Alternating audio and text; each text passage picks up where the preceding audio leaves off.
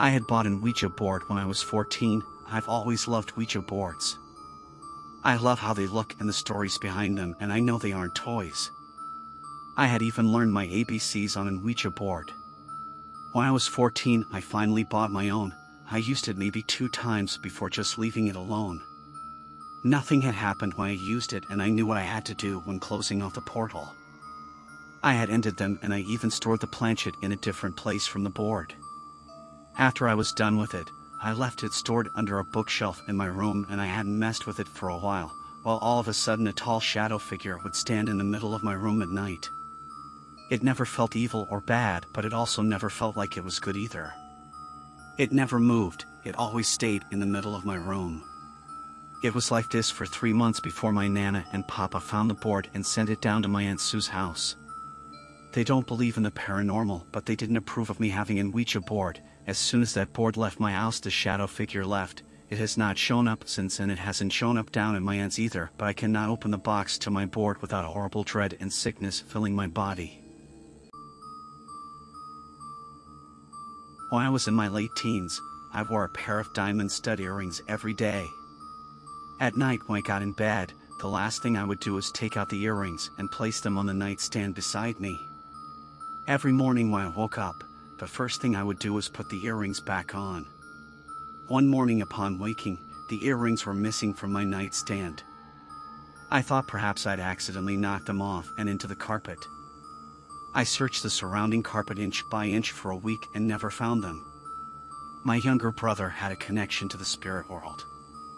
We found this out by playing with the Ouija board as kids. I'm as big of a skeptic as they come. I believe in math and science and providing proof.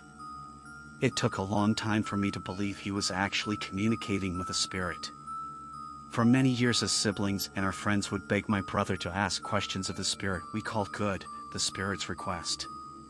He was so bored with the whole thing, he would watch TV while we eagerly asked question after question and received replies in whole sentences. Over a year had passed since my earrings were lost. It was summertime, and I was on school break. I woke up late morning, and everyone was out of the house except me. I went downstairs, made breakfast, and settled in to watch TV. My brother called. He was at his girlfriend's house. He explained good told him to call and tell me to go look at my pillow. The rings were there. I asked, "What rings?" "I don't wear rings." He said that's all he knows. It had been less than an hour since I woke up and was alone in the house the whole time. Where I was sitting, I had direct line of sight of the front door. It was impossible for anyone to have come in or out, let alone gone upstairs to my room without me hearing or seeing them. I hung up the phone and went to my room. There in the center of my pillow, where my head was laying less than an hour before, were the earrings that had been missing for over a year. I immediately called my brother back. I told him to ask Good where these came from. Good told him he had taken them. I asked why, and Good said he thought they were shiny and pretty. Suddenly realizing I was all alone in the house with a spirit who could manipulate objects, I ran out of the house completely freaked out and wouldn't return until someone else was home. Hear me out. I know there are many different rules to the Ouija board, but they are all set on different beliefs. I have had dreams of those who have passed on before me who I have never met: my great-grandmother, great-grandfather, and my boyfriend's grandmother. We believe that my great-grandparents are in the house, due to a variety of reasons. When I have played Ouija before with others, they have spoken to us. I have not played Ouija in about 2 years. Last night, I had a feeling that I needed to play. My dreams have been increasing with those beyond, and I had a feeling they needed to tell me something. I do not describe myself as a psychic, medium, clairvoyant, etc. I am just a girl who is very spiritual. I tell everyone that I do not come to spirits, spirits come to me. Last night I break out the board. I had a feeling this was overdue and they needed to tell me something. I set my intentions to have a positive experience and an open mind. I say hi, Ouija says it back. I ask if they are a relative, they say yes. The name is that of my great-grandmother. She does not have a lot to say. I ask if anyone else is here. My great-grandfather comes through. I ask if he needs me to say anything to my grandfather. He gives me the number 2. I asked how many dreams I had of him, and he answers correctly 1. He also gave me 1 and 2 at the end of the session. I then ask if someone else is there. It is my boyfriend's grandmother. I ask how many dreams she has been in, and it was answered correctly 3. I ask her why she comes to me, and she spelled perfect for name. Okay.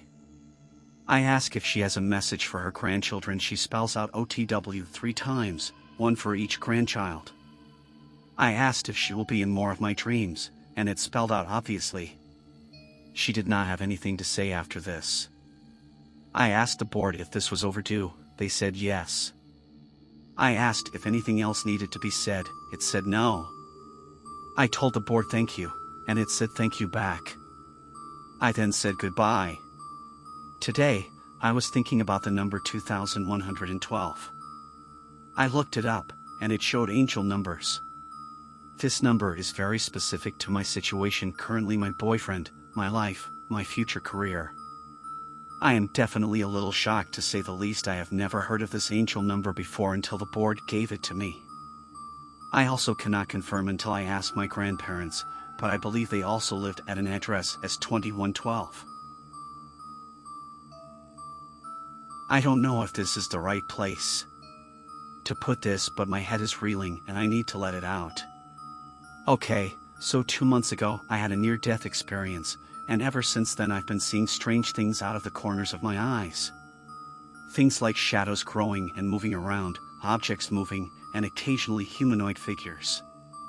I'm not a big believer in ghosts, so I just chalked it up to sleep deprivation, which doesn't make sense because I get 8 hours a night. This changed when I was driving home one day around noon, and saw a man with gray skin standing on the side of the highway. I changed lanes to avoid him, but he disappeared before my eyes. I told my friend, half joking, about how I must be going crazy. She was the one who made the connection to my experience 2 months ago. I agreed to try and contact the ghost out of pure curiosity, fully expecting nothing to happen. We bought a pendulum and an Ouija board, and we lit some candles. Holding the pendulum, I asked it to show me a sign for yes. To my shock, it began to swing in a circle. I thought I moved my hand or something. Then I asked it to show me a sign for no. It began to swing back and forth. I asked it if it would like to use the board. Yes.